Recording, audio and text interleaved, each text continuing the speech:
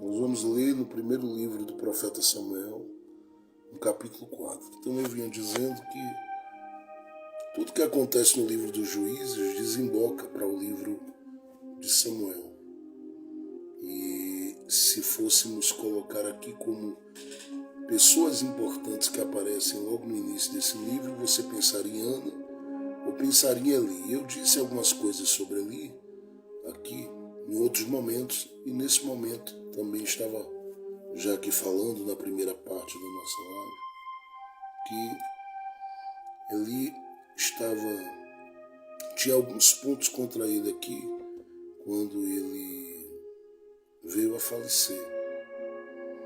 Entre eles a sua idade, o desgaste físico, ele estava pesado, e aqui o texto fala desse peso que ele tinha ou carregava como um peso físico, mas, como eu disse, não existia nada que pesasse mais do que viver as feridas e tristezas que ele vinha vivendo com relação à atitude dos filhos. E ele sentia e sabia que as coisas de Deus, elas são sérias e que Deus estava buscando ocasião para alcançar os filhos dele e matá-lo. Então, esse ali aparece aí, nesse momento, diz o texto, pesado, e eu penso que o peso vai muito além do físico, porque ele vive este conflito, como eu disse anteriormente, entre o ser um sacerdote, uma autoridade de Deus, um juiz ali, e ser um pai que ama os seus filhos e que tenta de todas as formas e de todas as maneiras não chocar-se com relação aos seus filhos. E por causa disso, isso traz grandes danos aqui à vida de Eli. E aí ele vem, como diz o texto, diante de notícias que chegam aos ouvidos dele, a tombar, a cair e a morrer. E aí a gente sabe, eu já falei para vocês aqui em outro momento sobre Eli, não quero falar hoje sobre ele, só estou apenas colocando aqui porque são figuras que são importantes nesses primeiros capítulos do livro de Samuel. Mas eu quero falar de uma figura que tem aí que é muito importante e que às vezes não é tão levada em consideração, porque é alguém que consegue discernir um tempo. Discernir o tempo que está vivendo. Mas o Eli cai, morre. E aqui a gente precisa entender como é que a gente recebe as notícias que chegam aos nossos ouvidos com equilíbrio, com maturidade, com graça de Deus na vida, para a gente não se perder e não ter aí grandes danos e dores no nosso trajeto, na nossa caminhada e na nossa trajetória de vida. Enfim, a todos que estão chegando, um bom dia, sejam muito bem-vindos. Você está na live para quem ama a palavra de Deus, para quem ama a Bíblia, tá bom? Seja muito bem-vindo. Abra aí, primeiro livro do profeta Samuel, no capítulo de número 4. Glória a Jesus. Eu vou ler do verso 18 ao verso 22, por isso que eu acabei citando ali aqui, mas não é sobre ele que eu quero falar. Olha aí. Sucedeu que, fazendo ele menção da arca de Deus, Eli caiu da cadeira para trás, ao lado da porta, e quebrou-se-lhe o pescoço e morreu. Porquanto o homem era velho e pesado, e tinha ele julgado Israel 40 anos. Agora, olha a figura que eu quero falar sobre ela, está aí, no verso 19 diante. E estando sua nora, a mulher de Finéias, grávida e próxima ao parto, e ouvindo estas notícias de que a arca de Deus era tomada e de que seu sogro e seu marido morreram, encurvou-se e deu à luz, porquanto as dores lhe sobrevieram. E ao tempo em que ia morrendo, disseram as mulheres que estavam com ela: não temas, pois deste à luz um filho. Ela, porém, não respondeu, nem fez caso disso. E chamou ao menino e acabou, dizendo: de Israel se foi a glória.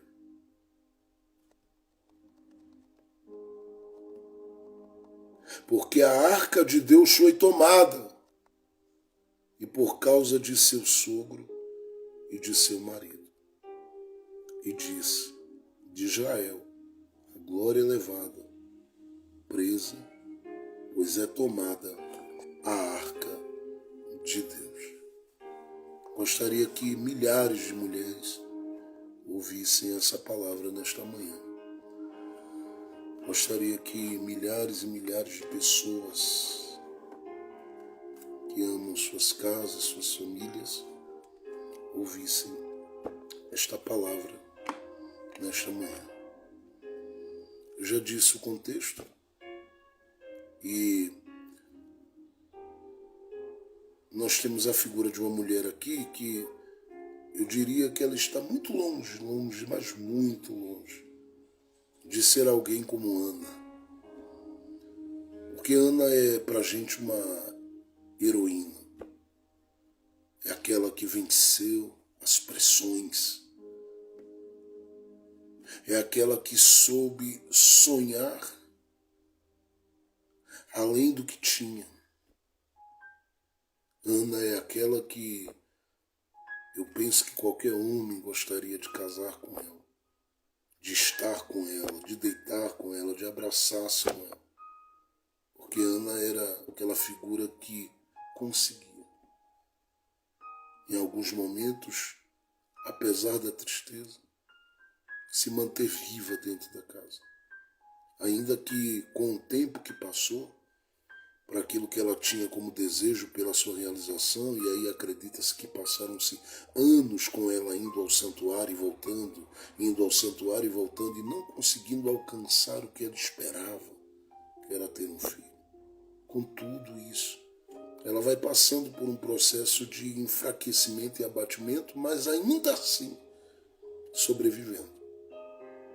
O que é espantoso, porque pelo que consta em 1 Samuel capítulo 1, parece que Ana ela consegue nesse tempo e nesse momento aguentar não estar se alimentando e se manter de pé mesmo sem se alimentar. E aqui não era fazendo uma campanha, um período de jejum e consagração, não. Era simplesmente a falta de vontade de se alimentar. Eu não sei como ficou o corpo físico dela, mas ela conseguiu sobreviver. Tanto é que essa Ana que lida com toda essa falta de apetite aparece no capítulo 2 de 1 Samuel cantando um hino. Então a Ana pra gente é uma heroína. Essa mulher aqui, ela talvez fosse comparada a Sara, não se compara.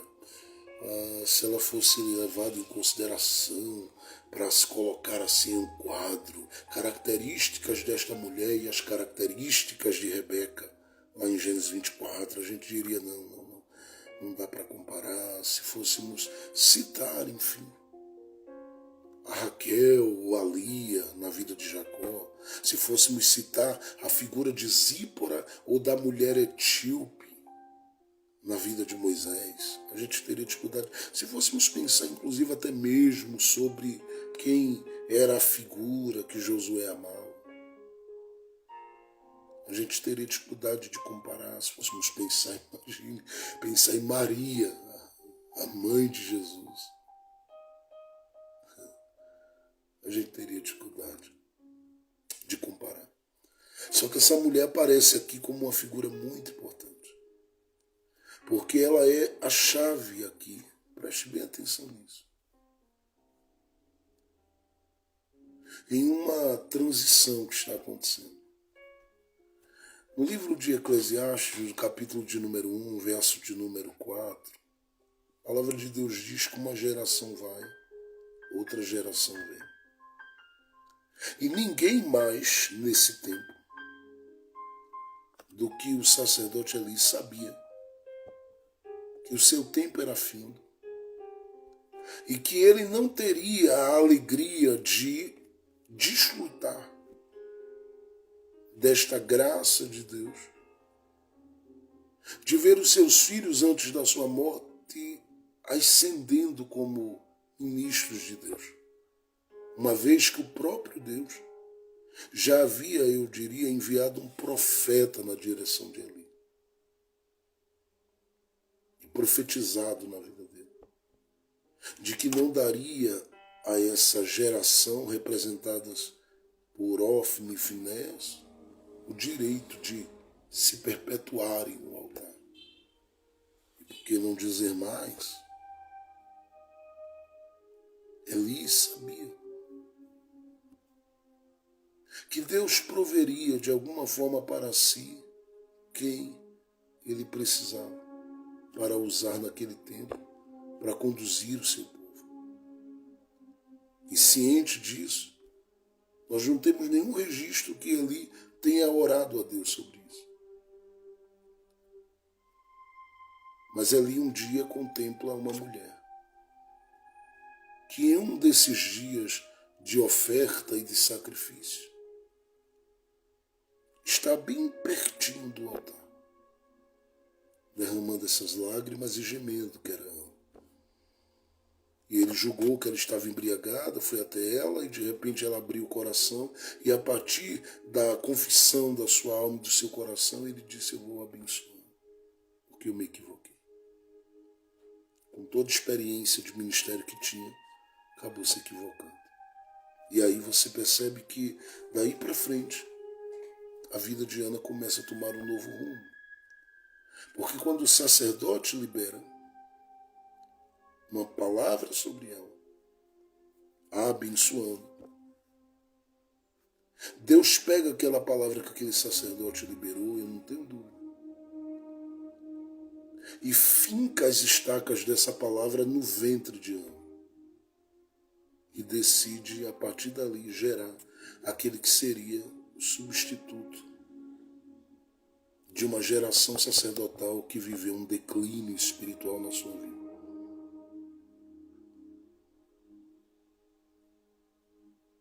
Por que Eli tinha que achar Ana? Por que Ana tinha que estar justamente ali? Eu sei que no relógio de Deus, o relógio que Deus tem no seu pulso, estava tudo cronometrado. A hora do gemido, a hora da aproximação, a hora da palavra de bênção para Deus dizer: já que eu não quero os filhos de Eli, eu vou fazer sair da boca do próprio Eli a palavra sobre um ventre que vai gerar o sacerdote que eu preciso nesse tempo, o juiz que eu preciso nesse tempo. E aí aconteceu. Só que a Ana fez um voto e o voto dizia que ela tinha ou iria devolver o menino. No capítulo de número 2 e 3, nós já temos esse menino, principalmente no capítulo 3, sendo chamado por Deus. Só que para isso, para Deus levantar esse menino, Deus precisa finalizar toda a obra dele com a geração sacerdotal que ali estava. Se você quer ter mais informações ligadas ao sacerdócio, porque eu não estou aqui colocando aqui nem pontuando, e sobre como isso funcionava, leia todo o livro de Levítico. Porque você vai encontrar ali como o próprio Deus havia estabelecido essa ideia de sacerdócio e todas as coisas a partir desse sacerdócio. Se você disser, eu comecei lendo o livro de Levítico ali, não consegui captar logo de início a ideia desse chamado, porque vem as ofertas, vem tudo ali, né? Então pegue Números, capítulo de número 17, leia e você vai ver Deus começando com Arão. E a partir dali estabelecendo uma bênção sobre a geração, porque o sacerdócio sempre foi estabelecido para ser perpétuo. Só que em Eli, Deus decide eu diria, abrir uma bifurcação para começar um novo tempo. E esse novo tempo aqui inclui essa figura chamada Samuel. E, consequentemente, quem virá ao longo da história depois dele. Samuel também tem umas dificuldades com os filhos. Mas ele é essa resposta de Deus nesse espaço que está vazio, e ele passa a ser esse instrumento que Deus vai usar. Só que para Deus usá-lo, não bastava Deus chamá-lo, como chamou, e ele foi até a geração que ainda estava viva, representada em Eli, e disse: ó geração, tu me chamastes? E a geração de Eli diz para ele: não, nós não chamamos você. E aí fica o ponto. Então quem é que me chama? Se essa geração representada em Eli, ela não me chama, ela não me dá a oportunidade, ela me mantém servindo, mas não me projeta. Ela me mantém servindo, mas não me apresenta. Ela me mantém sendo usada e servindo, mas ela não me ajuda a progredir, a produzir, a me multiplicar em Deus e a viver coisas grandes nos dons de Deus na minha vida. Então é nesse momento que essa geração ali faz questão de dizer: eu não chamei, que Deus começa a fazer uma geração ser chamada de uma forma diferente. Porque agora não é pelo bastão sacerdotal que é transferido hereditariamente. Agora é Deus quem está dizendo: deixa que eu vou escolhendo, separando e chamando os meus. Pastor, você está dizendo que essa hereditariedade ela não tem uma continuidade? Tem. O livro de Ezequiel vai falar inclusive sobre essa ação de Deus aí alcançando aquilo que nós chamamos a casa de Zadok. Mas não é isso que eu quero falar. O que eu quero que você entenda é que Deus precisava finalizar essa geração, ou finalizar com essa geração, para fazer surgir essa geração que ouve a voz do Senhor, chamando ela de forma muito direta, pessoal, profunda e íntima. Se você olhar para a geração de sacerdotes vindo de Arão, eles ouvem a voz, ouviam. Não tenho dúvida que viveram experiências íntimas, profundas, principalmente com relação a Arão. Eles ouviam, porque a voz de Moisés para Arão é a voz de Deus. Só que aqui em Samuel a coisa muda. Então ele vai, levanta, vai até ali, volta, vai, levanta, vai até ali, volta, vai até, levanta, vai até ali e volta. Só que nessa volta ele diz para ele: olha, se tu ouvir essa voz, você vai entender que não tem a ver com uma geração minha que está te chamando. É Deus que está fazendo nascer a sua geração. Alguém cantava anos atrás: a geração de Samuel está se levantando, e de verdade está. Então começa a surgir. Ele diz: diga, fala, Senhor, porque o teu servo ouve. E Deus decidiu falar das coisas que faria e que realizaria e que trariam um impacto ou impactariam a vida de muitas pessoas. E ele sabia muito bem que essa obra, essa ação que ele faria, causaria um impacto nos ouvidos de todo Israel. Só que Deus precisa finalizar com essa geração. Então, no capítulo de número 4, Deus começa a preparar tudo, ou permitir que tudo seja preparado para finalizar essa geração. É quando os filisteus aparecem. Israel vive duas batalhas aqui, ou dois momentos em uma batalha. No primeiro momento, eles perdem 4.000 homens nessa batalha. Alguém disse que a derrota deles tinha a ver com a arca de Deus que não estava por ali. Então alguém foi a Siló, pegou a arca e trouxe para esse lugar. E quando trouxeram, onde estava vendo a batalha, houve um barulho em Israel e todo mundo pensou: chegou a hora de Deus de nos fazer vencer.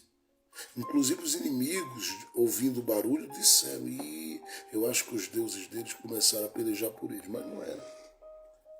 Porque eles colocaram toda a crença no objeto, mas não colocaram o coração no altar. E como não colocaram o coração no altar, Deus dá uma olhada e diz, eu vou começar, então, a partir de agora, a varrer o cenário, a colocar um tapete.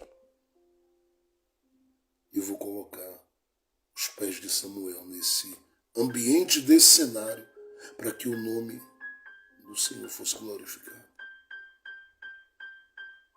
Então tudo começa a acontecer a partir daqui.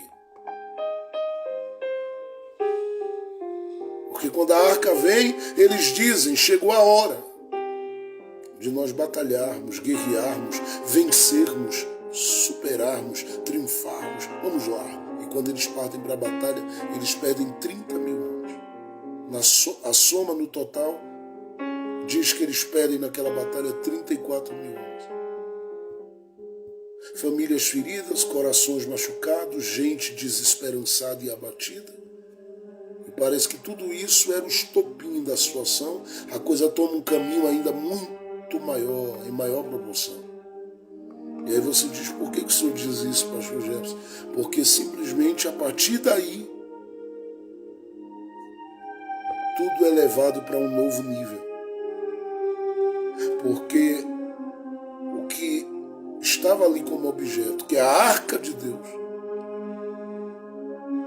e que havia sido estabelecida desde Êxodo capítulo 25, para estar no santíssimo lugar do tabernáculo, para ser carregada pelos sacerdotes, e que era digna de todo reconhecimento como símbolo que representava a presença de Deus no meio do povo, esta arca é levada para a terra dos filisteus.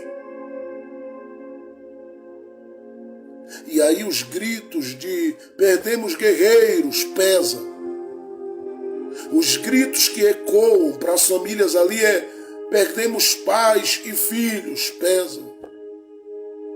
Os gritos que ecoam ali, dizendo assim, perdemos os nossos mais preciosos valores, pesam. Os gritos que ecoam ali, dizendo perdemos aqueles e aquelas que tinham grande valor para o nosso coração, pesam. Mas tudo começa a pesar ainda mais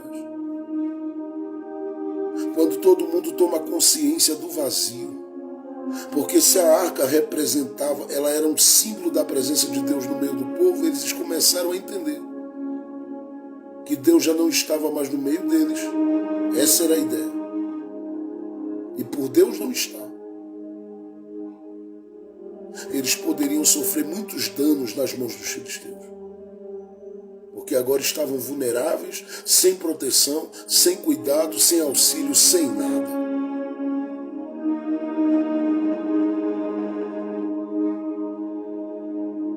É por isso que essa notícia, quando ela começa a se espalhar, ela mexe com casas, só vai entender quem está ligado. Ela mexe com empresas, com lojas, com ambientes de trabalho, onde aqueles e aquelas são filhos de Deus estão. E aí a gente vai um pouquinho mais adiante. Ela mexe com igreja e ela mexe com tudo mais.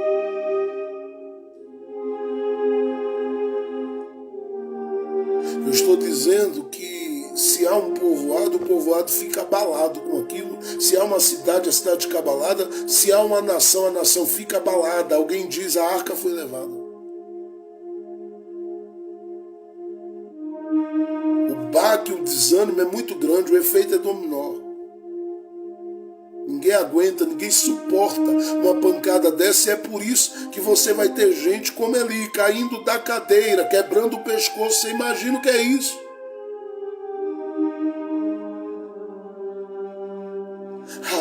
foi levada. E aqui, a única coisa que você vai ouvir é gemidos.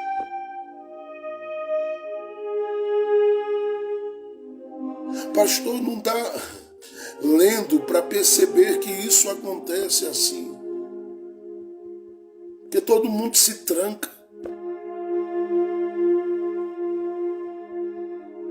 Quem está com a cara na rua é Samuel. E esta figura que eu acabei de citar aqui. Tem uma turminha com ela ali, dizendo, ei, a gente vai te auxiliar. Mas as vozes calam-se, as vozes ficam silenciadas. E detalhe, não há ninguém aqui que dê um brado, dê um grito e diga assim, eita, Israel perdeu o que tinha de Deus, a não ser uma figura que aparece aqui no meio de tudo isso, para fazer uma leitura da situação e dar o diagnóstico. É essa mulher que eu citei. E aí você diz, mas pastor, qual o nome dela? A princípio, olhando assim, a gente não tem como proferir. Mas aí eu, fazendo um uso disso e talvez até forçando um pouquinho a passagem bíblica, mas sem nenhuma intenção má, muito pelo contrário, eu quero chamá-la de mulher sem nome.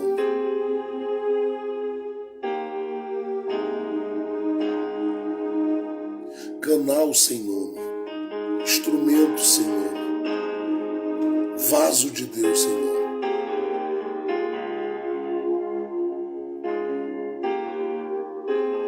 É incrível que na queda do sacerdote, preste atenção, na queda dos filhos de sacerdotes, na queda dos guerreiros, preste atenção, na queda de todo mundo, a voz de Samuel não ecoe agora, porque não vai ecoar agora.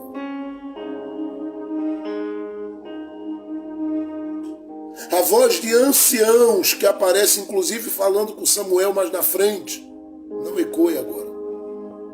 Não vai ecoar. A voz dos pais que estão ainda vivos. A voz de filhos que estão ainda vivos. Nenhuma dessas vozes ecoa, nenhuma dessas vozes sobe o tom naquele momento. Todo mundo silencia, todo mundo fica quieto, e aí aparece esta figurinha que durante a história não tem nenhuma expressão.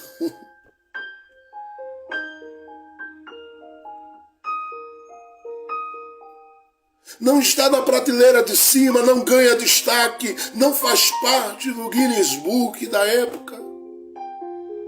Não é entrevistada nos maiores jornais de sua época, não vive diálogos com quem quer que seja, dos mais aprofundados. Não.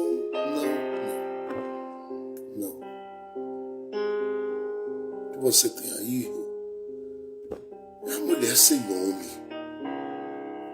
Só que ela passa a ser uma figura muito importante, porque tudo que vai acontecer entre o capítulo 4 e o capítulo 7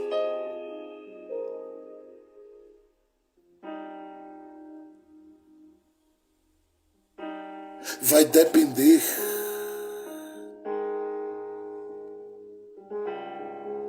do reconhecimento que essa mulher faz, da leitura que essa mulher faz, do diagnóstico que essa mulher faz. E ela o faz, não faz para si mesma, ela o faz para que os outros ouçam. O que é que ela está aparecendo aqui para ser? Um instrumento para anunciar qual é a realidade que todo mundo está vivendo. Por quê? Porque ela aqui ela aparece como um alfinete de Deus, eu vou dizer assim. para deixar claro que ninguém daqui para frente fantasie nada. A arca foi levada e foi perdida por displicência, foi perdida pela desvalorização dela. Mas não somente da arca objeto, mas da presença real de Deus. Foi desprezada, desconsiderada pelos filhos de Eli. Então ela aparece como um alfinete de Deus, deixando claro, olha, sabe o que vocês estão vivendo agora? Um tempo de um vazio que não tem limite e nem precedentes.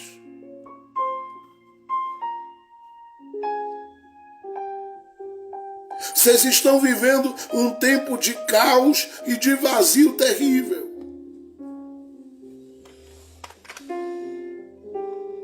Por que eu destaco isso? Porque ela grita. Quando os pais não gritam, ela grita. Quando os anciãos não gritam, ela grita. Quando Deus não deixou nem a voz do profeta Samuel gritar, aparece uma mulher sem nome, e começa a gritar e dizer: eu vou dizer a vocês o que aconteceu aqui. E detalhe, tudo que ela vai falar. Eu preciso destacar duas coisas aqui antes de falar o que eu tenho para falar com vocês. Primeiro, ela vai falar com base na própria experiência. Porque a mulher sem nome, apesar de não ter o nome dela exposto aqui, eu devo levar em consideração. Ela tem experiência. Porque a Bíblia diz assim, que na hora que tudo isso aconteceu, o que aconteceu? Chegou ao ouvido dela: teu marido está morto. É filho de Eli. Teu marido está morto. Ela olha ela ouve essa notícia e isso mexe com ela. É um baque. Por quê? Ela está gestante.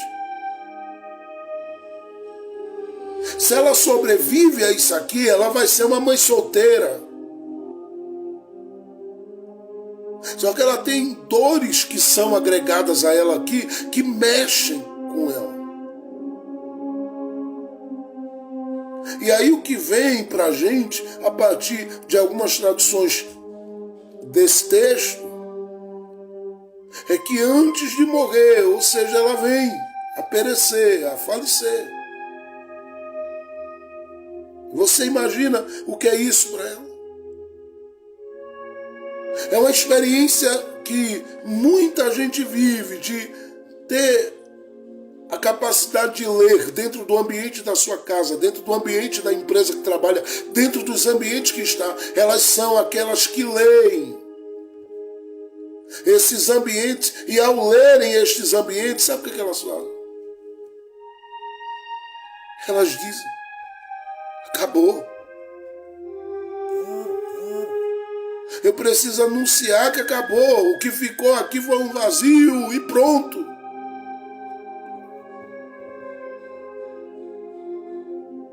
Eu estou falando que essa mulher, ela teve um fim na história de Samuel. Mas muitas semelhantes a ela continuam plantadas em lugares, lidando com aflições das mais íntimas e das mais profundas, e que quase sempre não são levadas nem tomadas em consideração, porque a sua voz não é ouvida. Então, às vezes, Deus precisa mexer com o sacerdócio da casa.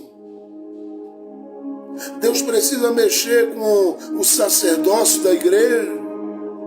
Deus precisa mexer com o sacerdócio no meio da sociedade, para que essas vozes ecoem. E quando ecoa não a voz de alguém que, apesar de não ter nome, não tem experiência, não. É alguém que tem experiência. Se você gritasse e dissesse: ei, me conta a tua história, ela ia dizer de muitas dores, viu?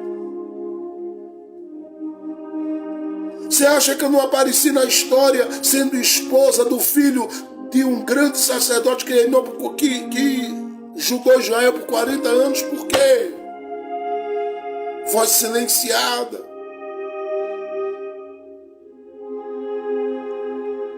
Por que você acha que eu não sou vista? Por que você acha que o meu nome não está aí nas páginas? Me abafaram. Me impediram de ser percebida, de ser vista como essa mulher. E é por isso que o Jefferson vai chamar aí de mulher sem nome.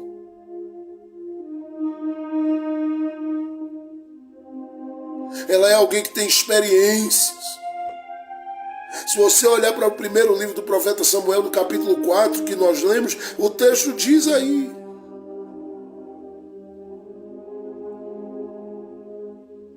No verso de número 19, a última parte. Encurvou-se e deu à luz, porquanto as dores lhe sobrevieram. É uma mulher que tem uma experiência de dores.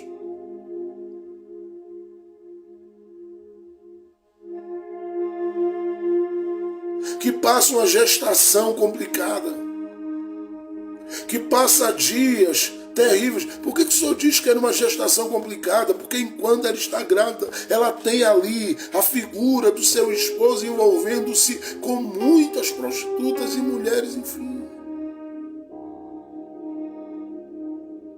Porque eles mesmos, piores do que qualquer meretriz, como eles chamavam naquela época, haviam prostituído o santuário de Deus. Essa mulher sofria. Eu fiquei imaginando quantas vezes. Ela não chorou, ela não gritou, ela desesperada não abriu a boca dizendo: está doendo em mim essa situação.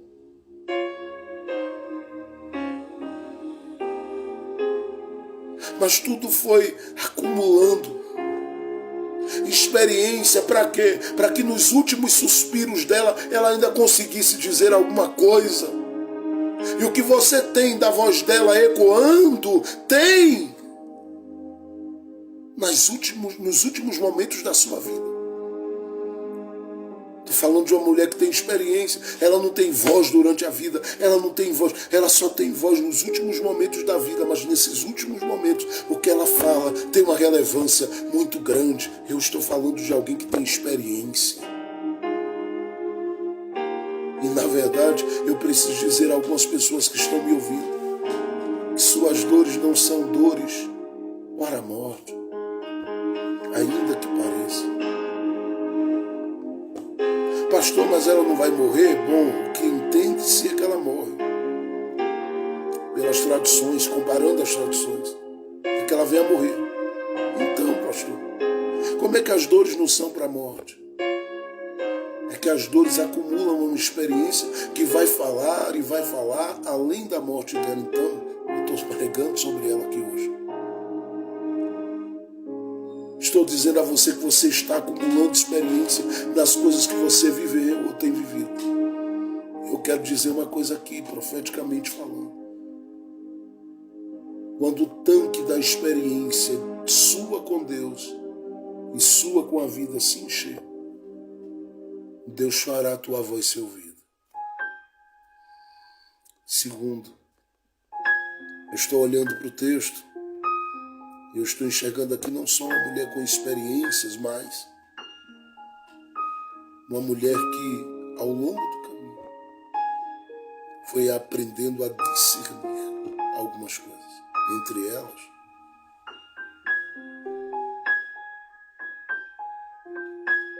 a importância da glória de Deus e o tempo da visitação da glória de Deus no meio do seu povo. Por que eu digo isso? Porque quando ela toma ciência que a arca foi levada, alguém diz: teu marido morreu. Ela recebe a pancada. O teu sogro acabou de cair da cadeira e morreu. Ela recebe a pancada. Teu cunhado morreu. Ela recebe a pancada. Aí chega aos ouvidos dela: você está morrendo. A pancada é maior. Ela recebe a pancada. Só que mesmo recebendo essa pancada, sabe o que ela faz? Ela dá uma olhada e diz assim: diante do cenário, eu só posso dizer uma coisa: a glória de Deus foi embora. Porque ela é alguém que sabia, percebia. E por que o senhor diz isso? Eu estou falando de uma mulher que conviveu com alguém que foi um instrumento de Deus para a nação de Israel durante um tempão. Eu não tenho dúvida que ela, como nora do Eli, ela se achegou muitas vezes dizendo: Eli, fala sobre a glória de Deus. Alguma coisa aconteceu. Pastor, você está forçando o texto bíblico. Não, eu estou apenas dando asas à minha mente e ao meu coração. Eu fico imaginando o diálogo dela, dizendo: Eli, está doendo, Eli. Seu filho assim, essa situação está feia, Eli. E muitas vezes abrindo o coração como mulher, tendo que lidar com aquelas dores, aquelas feridas. E o sacerdote: deixa eu te contar uma história. Aí entrava na história e falava das coisas do Deus de Abraão, do Deus de Isaac, do Deus de Jacó, e falava.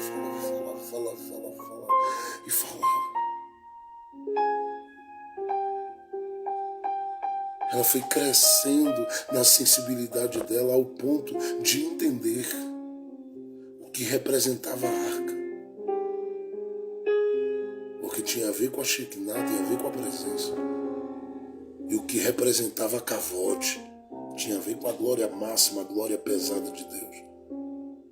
Então o que ela faz? Você percebe no texto que ela solta o grito dela dizendo: foi-se a glória. E preste atenção, ela não diz da minha casa. E é bom considerar isso aqui. Porque a casa dela é a casa ligada, que deveria ser ligada a esta glória, ligada a esta presença. Ela não diz da casa dela, e eu digo que é bom levar isso aqui em consideração, destacar. Por quê? Porque o texto diz que ela falou por causa de Eli, por causa do seu esposo, por causa do que aconteceu com a família.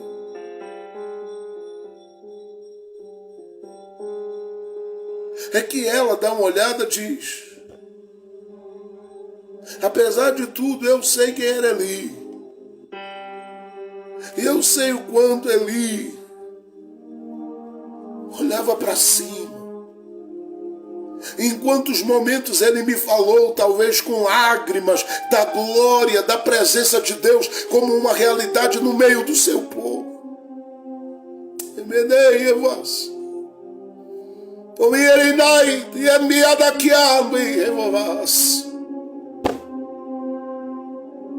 Eu penso ela olhando e dizendo: eu sei o que representa a arca.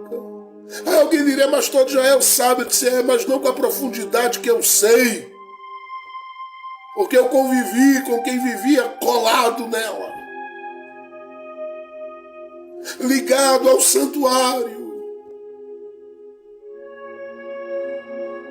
Experiência, discernimento de quê?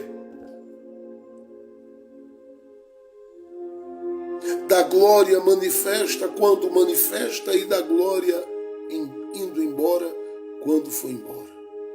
E ela diz: eu sei que a glória não está mais por aqui. Por quê? Porque onde a glória não está revelada, as tragédias falam mais alto, as perdas falam mais alto, as dores falam mais alto, as coisas que oprimem, que cansam, que deprimem, elas falam mais alto. Então eu ouço a voz dessa mulher e eu fico me perguntando como é que ela ainda teve fôlego para falar tudo isso. E o Espírito de Deus falou ao meu coração aqui, agora, e disse: Jefferson, quem é silenciado a vida toda,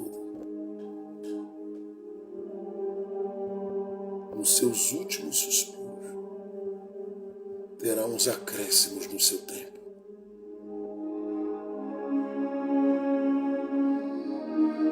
Deus dará fôlego Claro que é necessário falar.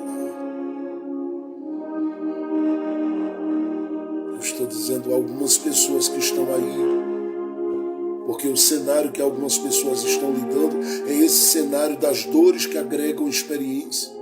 Mas é esse cenário onde o que elas discernem é o vazio que ficou. E elas são obrigadas, pelas circunstâncias, a avisar a quem está do lado, a quem está na frente, a quem é da casa, a quem é da parentela, a quem é da família, que o tempo da visitação de Deus para eles passou. E que só alguém lá na frente, muito valente, é que vai poder trazer esse tempo de volta em Deus. Mas para isso, Israel vai ter que aprender a valorizar a presença e a valorizar a glória. E quem é o alfinete de Deus falando sobre isso? É essa mulher, a mulher sem nome. Então, quando eu estou olhando para essa mulher que eu preciso, mesmo considerando que ela não ocupa muitas páginas da Bíblia, mesmo considerando que ela, enfim, ela pode ter suas fragilidades, ter tido seus erros e tudo, mas quando a voz dela aqui ecoa, me diz muito. E o que é que a voz dela lhe diz? Algumas coisas importantes. Primeiro, que é possível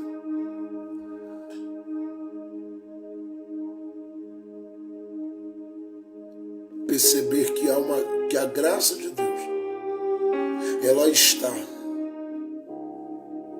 com você nos últimos suspiros de uma jornada cheia de esperança.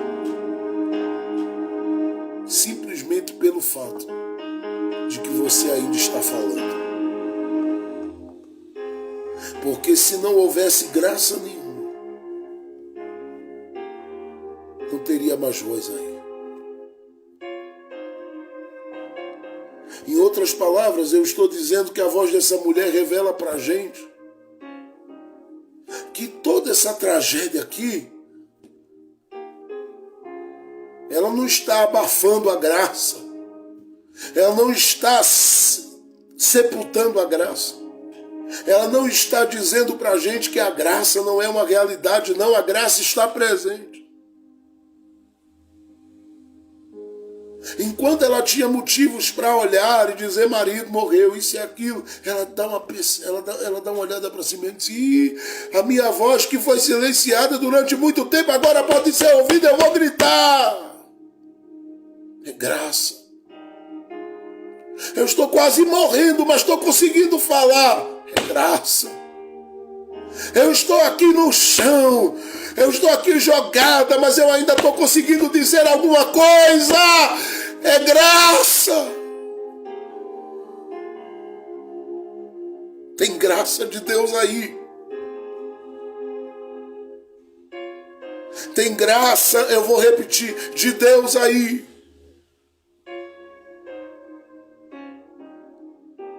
Sua voz ainda está saindo. Ainda consegue mexer alguma coisa. Ainda consegue expressar alguma coisa. Daí, diante de tudo, nos últimos suspiros, nas últimas batidas do coração, ainda está conseguindo falar, ainda está conseguindo orar, ainda está conseguindo dizer alguma coisa. A graça de Deus está aí. E ela está dizendo para você, você não vai terminar em amargura não. Por que não vou terminar se eu perdi o marido, se eu perdi meu sogro, se eu perdi família, se eu perdi isso, se eu perdi a glória? Deus ainda está te usando aí, você crê ou não? Eu creio, né, Senhor? Eu estou morrendo, mas estou crendo. E por que você consegue crer nisso? Eu disse, porque eu nunca tive a oportunidade de ser ouvida assim, agora eu estou sendo. Eu nunca tive a oportunidade de ser cuidada com o cuidado que essas mulheres que me cercam aqui estão cuidando, porque elas estão aqui, ó, cuidando de mim, me ajudando nesse processo da gestação, porque diante das dores eu senti que o menino vai nascer e elas estão aqui. Ó, eu podia estar sem ninguém por perto, mas olha essas pessoas que se importam comigo aqui. Se a pessoa ficou por aqui, é porque de alguma forma o Senhor ainda está me usando aqui para alguma coisa. O Senhor tem algum plano comigo ainda. O Senhor tem alguma coisa na minha vida ainda. O Senhor não desistiu de mim. Diante das perdas e meio às tragédias, não. Diante daquilo que afetou e assolou o meu corpo, mexeu com a minha vida, não. Eu posso entender isso. Porque eu estou falando e tem gente dizendo fala. E tem outros dizendo ei. Não fala assim porque você tem mais coisa para dizer. Melhores do que essa. Mais profundas do que essa. Mais esperançosas do que essa.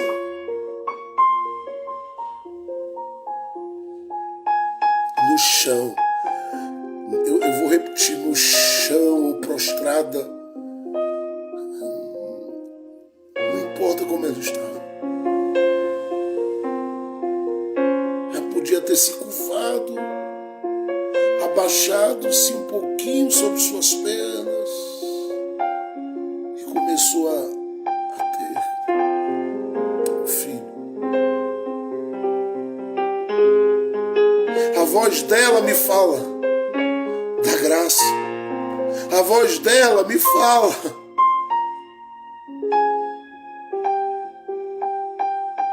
que Deus move, levanta, ergue, projeta, agrega, acrescenta sobre vidas. Que em meio aos seus últimos suspiros consegue ainda discernir que tem algo a dizer e estão proferindo isso com o coração. De quem diz ouçam, eu tenho um alerta de Deus para dar, ouçam, eu tenho uma palavra de Deus para compartilhar. Ei, a voz dela está dizendo para a gente que Deus levanta, ergue a gente, usa a gente, move a gente, faz da gente canal, instrumento. Como eu disse anteriormente, ou no início, vasos. Essas horinhas.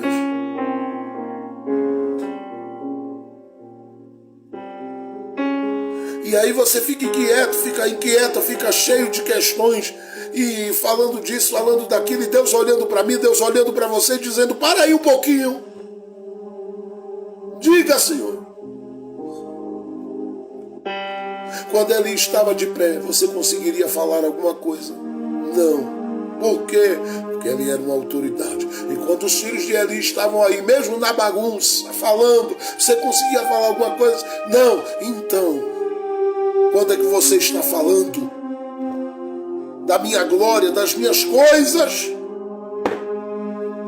Depois que essa coisa toda soprou, esse vento veio, tirou isso, tirou aquilo, sua voz está subindo? Está, então.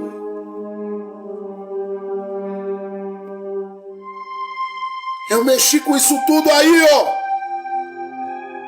para dizer a você que eu vou levantar o Samuel, mas antes da voz do Samuel ecoar, eu estou fazendo a sua ser ouvida.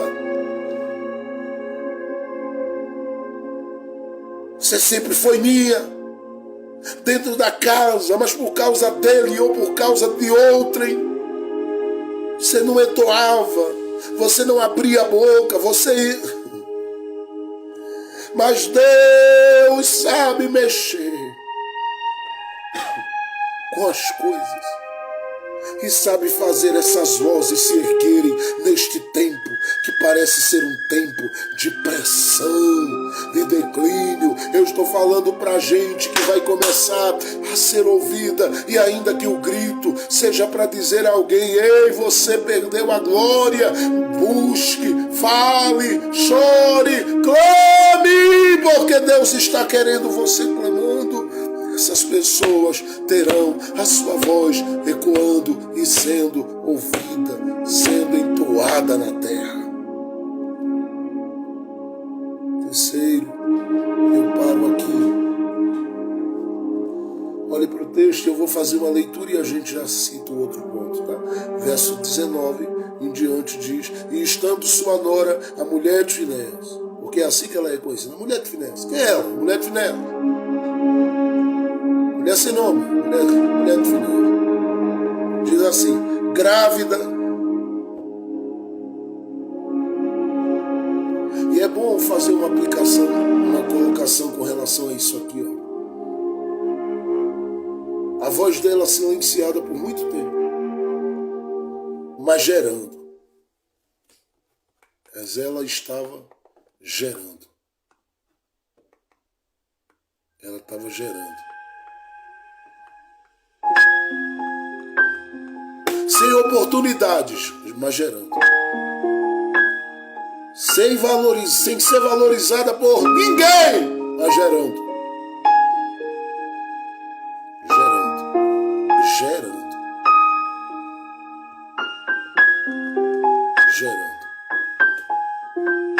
Pastor, você está dizendo que ela era a melhor das pessoas? Não, ela podia ser uma pessoa extremamente imperfeita, mas nesse tempo ela é responsável por uma transição. Ela está alertando, e isso vai ecoar aos ouvidos de todo Israel. Olha, aquela que era nora de Eli disse antes de morrer que a glória se foi, e deixou algo de Deus aí como alerta. Ela pôs o nome do menino e acabou, que diz para todo mundo: a glória se foi daqui, hein? Porque onde sobra tudo isso que veio, a glória foi embora. E Deus quer trazê-la de volta, às vezes para um ambiente da casa, do lar.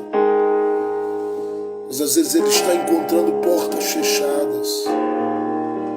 E aí às vezes tem que se levantar uma voz que diz: vocês vão se conformar com a glória longe daqui, ou vão clamar para que ela volte de novo para cá?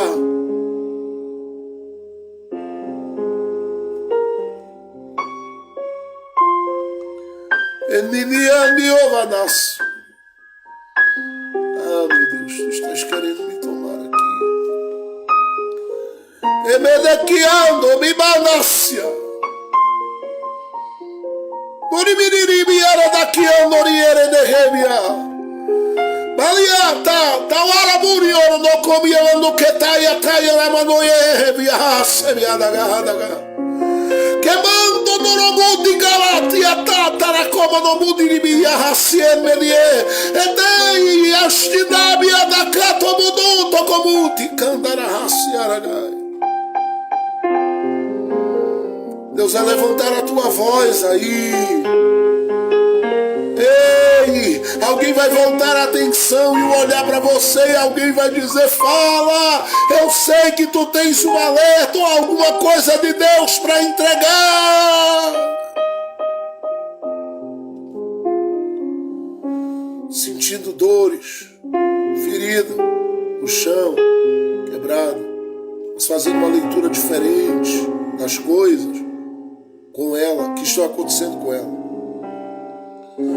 Se eu estou assim é porque Deus quer que eu diga no mínimo a alguém que o Senhor é quem vive, é quem reina, e que eles desprezaram a glória de Deus, e por desprezarem sobrou queda, tragédia, ferida e tudo mais. Foi-se a glória. Ela é uma trombeta em uma época de declínio espiritual. Mas olha o texto, verso de número 20, é muito importante você marcar esse versículo 20 aí agora na sua Bíblia.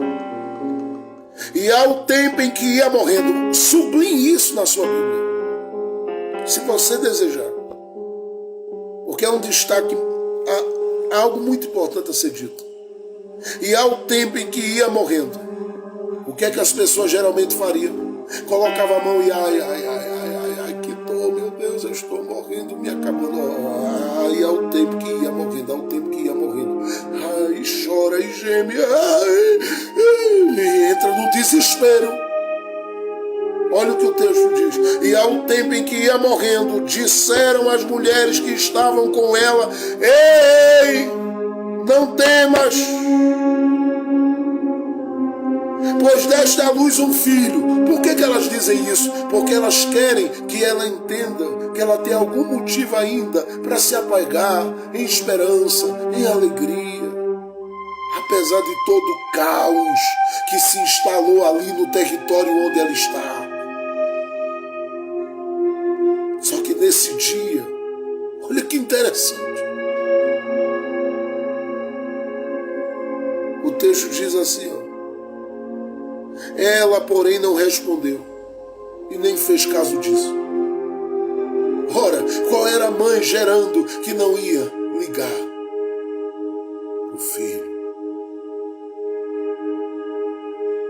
Só uma mãe que sabe que ambiente bom para filho é o ambiente onde a glória de Deus está. Mas onde a glória de Deus foi embora.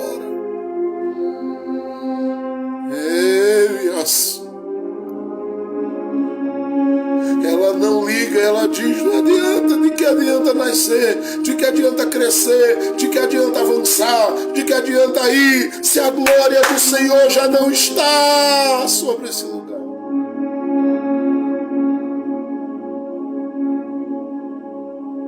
É por isso que ela olha para o menino e diz: você vai ter a missão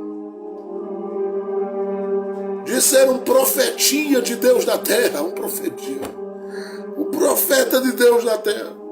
Pastor, o menino era profeta? Não abrindo a boca e dizendo assim, diz o Senhor. Mas olha o que diz o texto. E chamou ao menino e acabou. Ela colocou o nome do menino e acabou e disse: ei, seu nome é Foi-se a Glória de Israel. Foi-se a glória.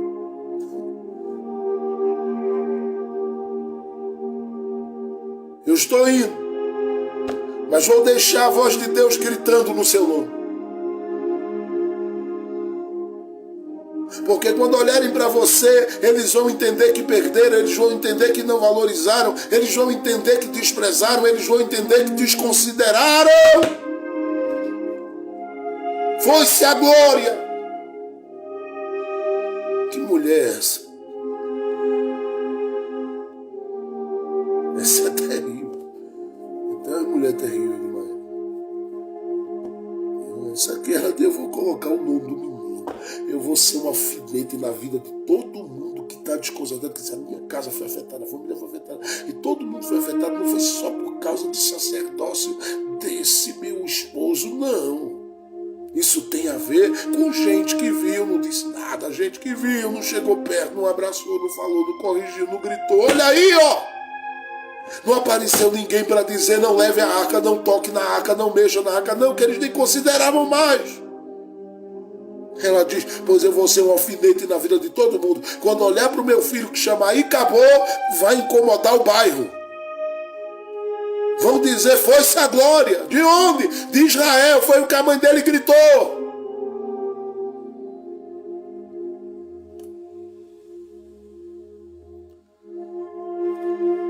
Brinco com mulher não.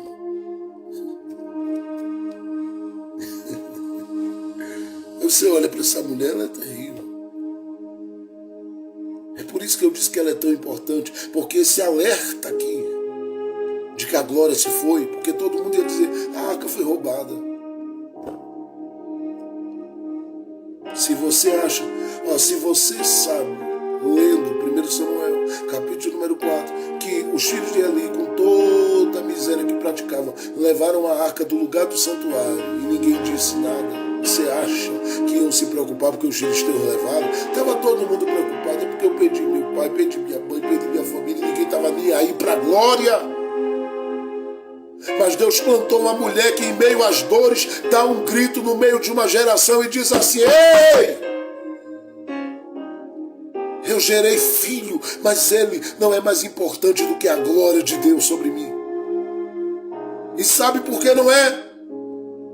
Porque é a glória de Deus que guarda ele nesse mundo mal. E se a glória não está, eu estou gerando, não é para minha alegria, é para minha tristeza.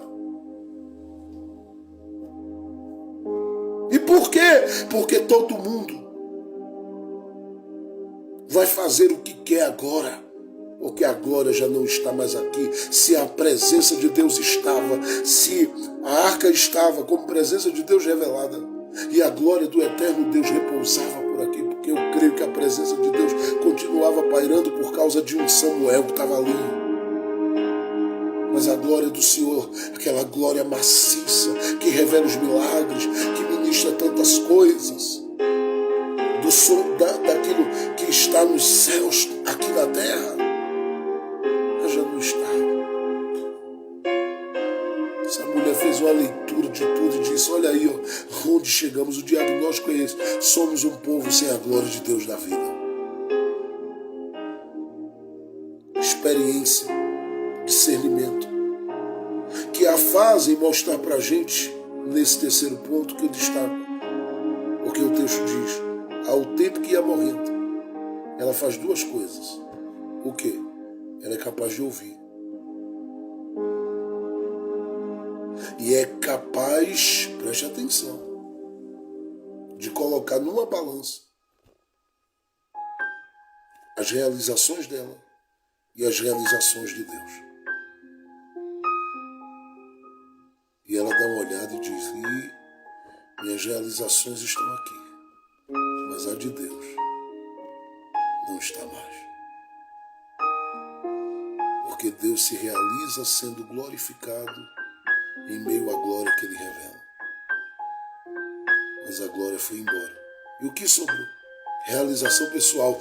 Ei, você teve um filho. Aí ela ouve: isso era para tirar ela do chão. Eu tive um filho, meu filho precisa de mim, eu preciso me levantar, eu preciso vir aqui, eu preciso fazer alguma coisa, eu vou batalhar, eu não vou aceitar a miséria, eu não vou aceitar a pobreza, eu não vou aceitar passar necessidade, passar fome, nada disso. Eu vou lutar, eu vou batalhar, eu vou achar uma porta, eu vou achar um caminho, eu vou achar um meio, eu vou me erguer. Eu não tenho esposo, mas vou me erguer. Eu não tenho mais um sogro, mas eu vou me erguer. Eu não tenho aqui uma sogra, mas eu vou me erguer, eu vou me levantar. Ela tem que sair do chão.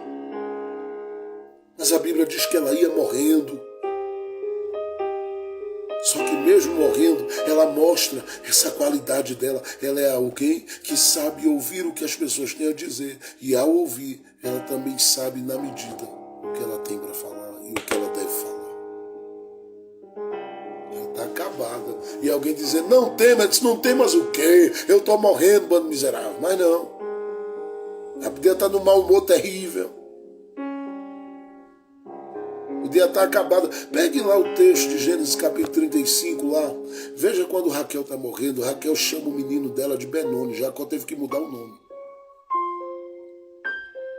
Ela diz lá: o menino é o filho da minha dor. É o motivo da minha dor. É o motivo da minha tristeza. É o motivo da minha aflição. É o motivo... Começa a praguejar contra o menino. Jacó pegou o menino e disse: nada disso. O nome do menino é Benjamim. É filho da honra. Filho da minha mão direita. Senão o menino estava acabado. Olha essa mulher morrendo. Ela diz: ó, eu vou deixar aí uma marca. Mas não é para colocar você, meu filho, e acabou, como motivo de zombaria e de chacota, não.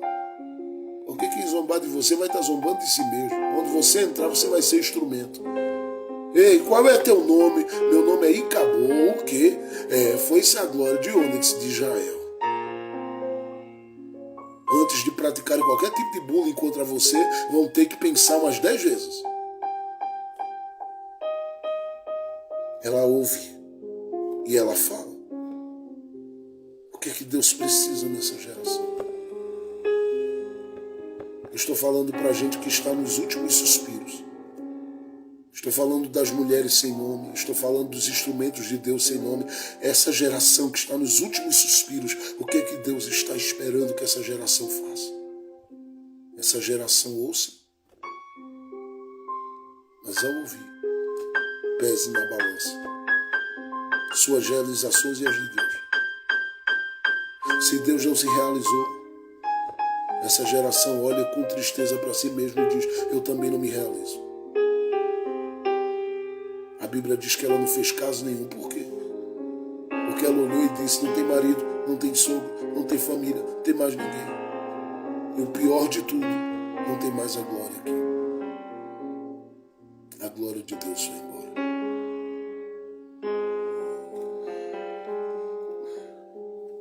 Você tem ouvido quem? Você tem falado o quê? Ouça. E quando falar, diga para as pessoas: eu tenho muita alegria de ter um emprego, eu tenho muita alegria de ter uma porta aberta, eu tenho muita alegria disso, muita alegria daquilo, mas eu preciso dizer uma coisa. Eu preciso dizer uma coisa.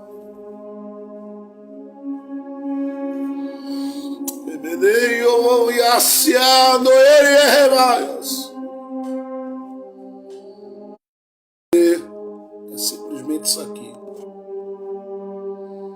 Se Deus não se realizou, não tem outra coisa que seja melhor do que a glória dele.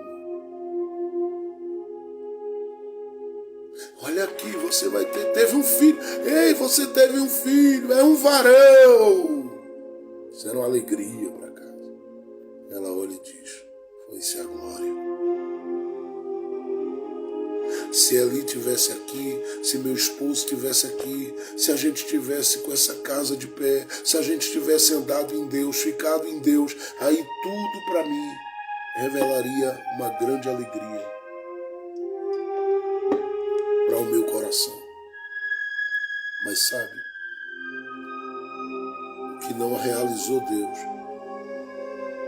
o que não realizou o meu Senhor, também não me realiza. Eu quero que Deus seja glorificado em todas as realizações da minha vida. O que é que ela está fazendo? Ela diz: Deus, está aqui o menino. Eu vou botar o nome de Cabum, porque na falta de profetas, e aí não se percebe nem que Samuel está se erguendo, mas na falta de profeta, pelo menos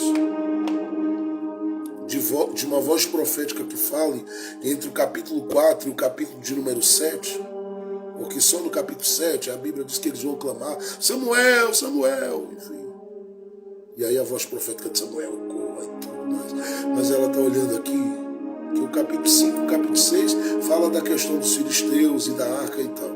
Então só no capítulo 7 é que volta. Então ela diz: por os 2 capítulos da vida deles, usa meu filho, Senhor, para dizer a eles que eles perderam a glória. Assim como no meu coração eu sinto que eu perdi a glória. Deus está querendo essas mulheres que sejam seus alfinetes numa geração que está indo sem a arca, achando que tudo é muito comum, normal. O que importa é que a gente está comendo, vestindo, morando e andando. Deus está querendo levantar umas mulheres sem nome. Não importa se essa mulher é chamada por alguns de aquela ali é a mulher de Finéias. Deus está querendo levantar essas mulheres sem nomes. Deus está querendo levantar os homens sem nome, que tenham coragem de dar um grito e dizer: foi-se a glória. E para isso, não tem medo de entregar a sua casa como canal para ser instrumento de Deus. Não tem medo de entregar os seus filhos para serem um canal, instrumentos de Deus. Foi-se a glória. Que o Senhor te proteja, que o Senhor te guarde e que o Senhor te conduza às suas realizações, mas sempre fazendo você entender a importância das realizações dele. Ei, não despreze suas dores nem suas experiências que estão sendo acumuladas por meio delas. Ei, por mais que você não tenha voz, agradeça a Deus pelo discernimento que você tem, porque você sabe quando a glória está e quando ela foi embora. Deus vai acrescentar alguma coisa à sua vida. E ainda que alguém já sentenciou e disse vai morrer, a sua morte vai gerar vida para alguém.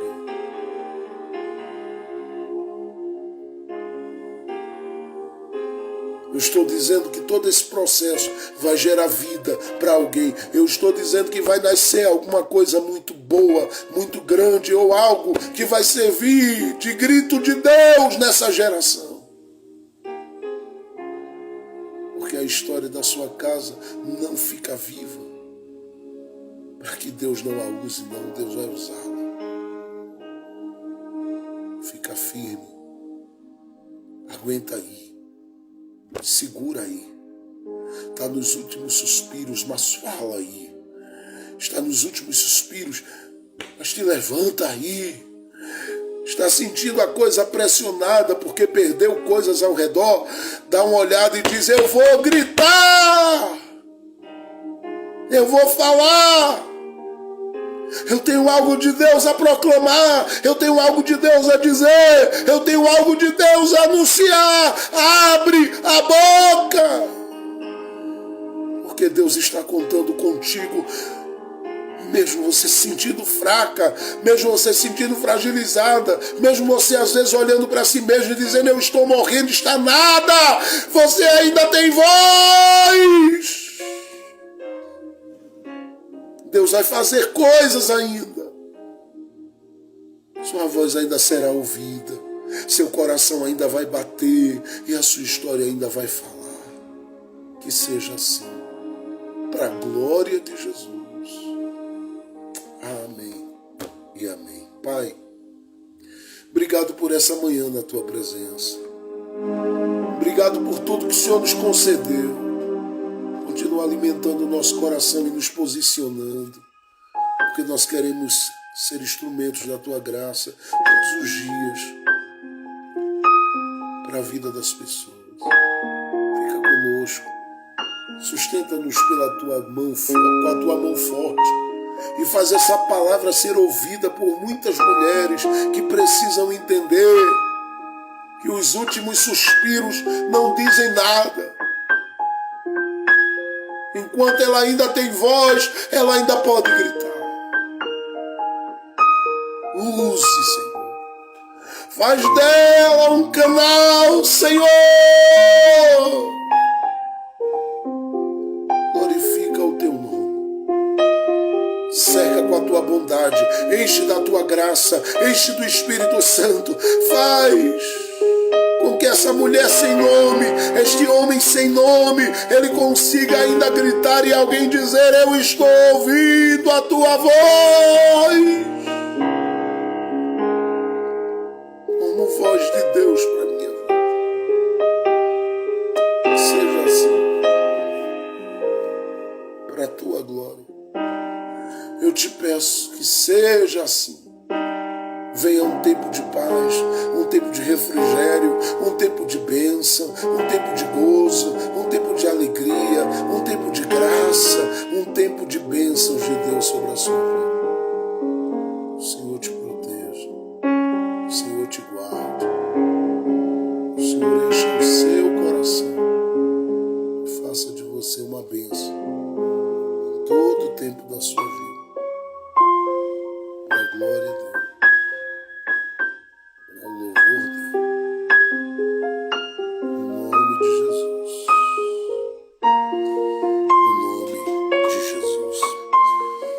Deus abençoe a todos que estiveram conosco. Muito obrigado por sua participação e carinho. E obrigado por você, todo dia, se permitir ser esse canal de Deus que Diz para ele: eu não vou morrer sem gritar. Eu vou falar o que o Senhor tem posto no meu coração para falar. Intercede, clama, fala, anuncia. Deus vai alcançar pessoas que você se importa com elas. Aguarda aí! A voz será ouvida. Tua voz será ouvida.